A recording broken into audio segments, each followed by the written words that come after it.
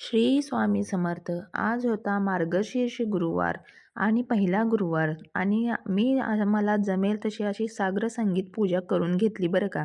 त्याची सुरुवात झाली दिवसाच्या पहिल्या प्रहरापासून, म्हणजे सकाळी उठल्यापासूनच. मुलं वगैरे शाळेत गेली, मग काय उपवास म्हणलं, मार्गशीर्ष महिना म्हणलं, गुरुवार म्हणलं, पूजा विधी सगळं करायचं म्हणल्यावर घर तरी झाडून पुसून स्वच्छ करायलाच पाहिजे, हो की नाही. मला लागले सकाळी सकाळी कामाला. पूर्ण घर स्वच्छ झाडून पुसून घेतलं. धूळ वगैरे स्वच्छ केली, सोफे वगैरे छान स्वच्छ केले, फरशा वगैरे पुसून घेतल्या, सगळी साफसफाई वगैरे पूर्ण करून घेतली बरं का. आणि मग त्याच्यानंतर स्वतःची सुद्धा साफसफाई केली, छान आंघोळ वगैरे उरकून घेतली. सकाळपासून साफसफाईची कामं करून इतकी दमून गेले होते ना, म्हटलं कडक चहा घेऊया चला. आणि उपवास म्हणले की चहाला जरा जास्त जोर येतो, हो की नाही. माझ्या बाबतीत तरी असंच होतं बरं का. उपवास म्हटली का 2-3 वेळा तरी दिवसातून चहा होतोच. परंतु हे तब्येतीसाठी चांगलं नाही, हे तुमच्या लक्षात असू द्या. तर चहा वगैरे घेऊन झाला, मग मी झाडांची ढाळे वगैरे काढून आणली. ते काही शूट मला घेता आलं नाही, परंतु मी झाडांची ढाळे काढून आणली. 5 झाडांची 5 ढाळे काढली. फळझाडांची काही मिळाली नाहीत, परंतु फुलझाडांची घेतली. आणि मग डहाळे काढून ठेवली होती. मग त्यानंतर मी परत एकदा थोडासा चहा घेतला बरं का. हा दुसऱ्यांदा माझा चहा चालू होता. मग म्हटलं चला आता पूजा मांडायला सुरुवात करूया. आपल्याकडे गावाकडे कसा संध्याकाळी पूजा मांडतात. परंतु मी ना गावाकडे असू दे किंवा इकडं असू दे, मी पूजा सकाळी सकाळीच मांडून घेते. म्हणजे अंघोळ केल्या-केल्या. कारण सकाळी एकदा पूजा मांडून घेतली ना, तर दिवसभर ना दिवस पूर्ण असं प्रसन्न असं जातो आणि दिवसभर घरातले वातावरण ना काही वेगळंच एक सकारात्मक ऊर्जा घरामध्ये पसरल्यासारखी वाटते. त्याच्यामुळे ना मी सकाळी-सकाळीच प्रसन्न मनाने पूजा मांडून घेते बरं का. माझ्या मनाला ते पटत नाही, की संध्याकाळ होता-होता पूजा मांडायची, मग नंतर त्याची पूजा वगैरे करायची. म्हणून मी जेव्हा आपली देवपूजा असते ना, तेव्हाच कोणतीही पूजा असू दे, वैभवलक्ष्मी असू दे, मार्गशीर्ष असू दे, मी सकाळीच पूजा मांडून घेते. मग संध्याकाळी गोडाधोडाचा नैवेद्य करायचा आणि मग कथा वाचायची आणि आरती करायची. हा सगळा कार्यक्रम संध्याकाळी होतो. परंतु पूजा मांडणी कोणतीही असू दे, माझी सकाळीच होते बरं का. तर देवपूजासुद्धा करून घेतली आणि त्याच चौरंगावरती ना मी तांदळाची रास तयार केली. तांदळाच्या राशीवरती हळदी-कुंकू वाहिलं आणि मग त्याच्यावरती स्वच्छ पाणी भरलेला तांब्या ठेवला आणि मग त्याच्यावरती नारळाचा कलश ठेवला आणि मग 5 झाडांची 5 डहाळे त्याच्यामध्ये घातली. बाकी डेकोरेशनचं माझ्याकडे काही सामान नव्हतं. म्हणजे जसं की आता अलीकडे बघता तुम्ही मुखवटे वगैरे, कळसाला साडी वगैरे नेसवतात, असं काही माझ्याकडं नव्हतं. पण जेवढं माझ्याकडे होतं ना, त्याच्यात मी छानपैकी पूजा मांडून घेतली आणि पूजा बघूनच माझं मन प्रसन्न झालं बरं का. जेव्हापासून माझं वैभवलक्ष्मी व्रत पूर्ण झाले ना, तेव्हापासून मी हे श्रीयंत्राची पूजा नित्यनेमाने देवाऱ्यावरती करतेच. आणि कलशाला मी माझ्याकडे घंटण होतं सोन्याचं, ते घालून घेतलं.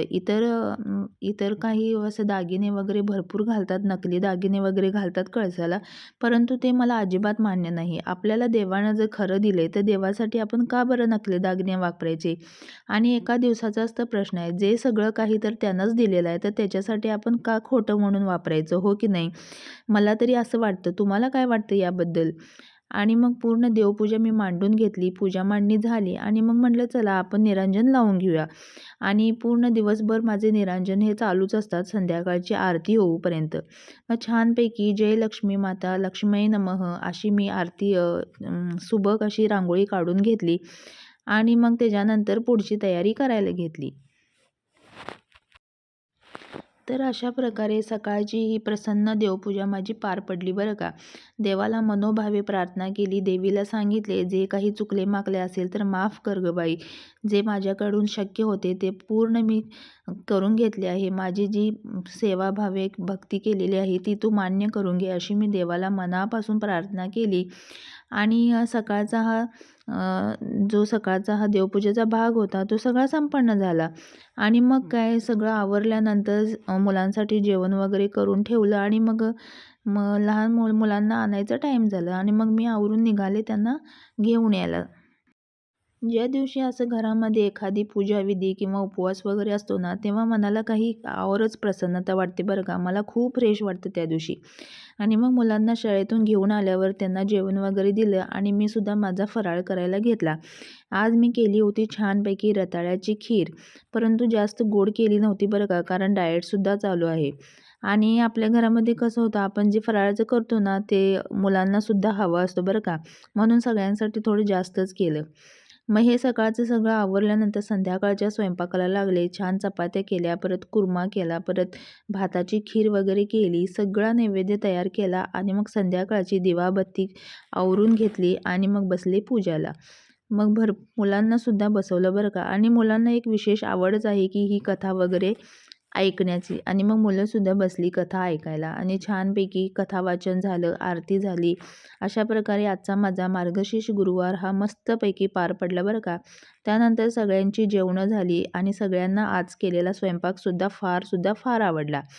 आणि आजचा हा व्लॉग तुम्हाला नक्कीच कसा वाटला असेल मला नक्की कळवा बरं का. यामध्ये काही चुकलं-माकलं असेल किंवा राहिलं असेल ते सुद्धा मला कमेंट करून सांगा. पुढच्या वेळी मी पुढच्या गुरुवारी त्यामध्ये सुधारणा करण्याचा नक्कीच प्रयत्न करेल.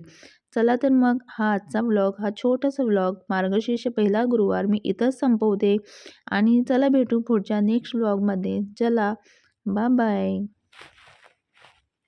वर 8 बाजूला हळदी कुंकवाची बोटे ओढावीत. लक्ष्मीये नमः म्हणून पूजा करावी. निरांजन धुपारती ओवाळून पुऱ्या लाडवाचा नैवेद्य दाखवावा. पिण्यासाठी वाटी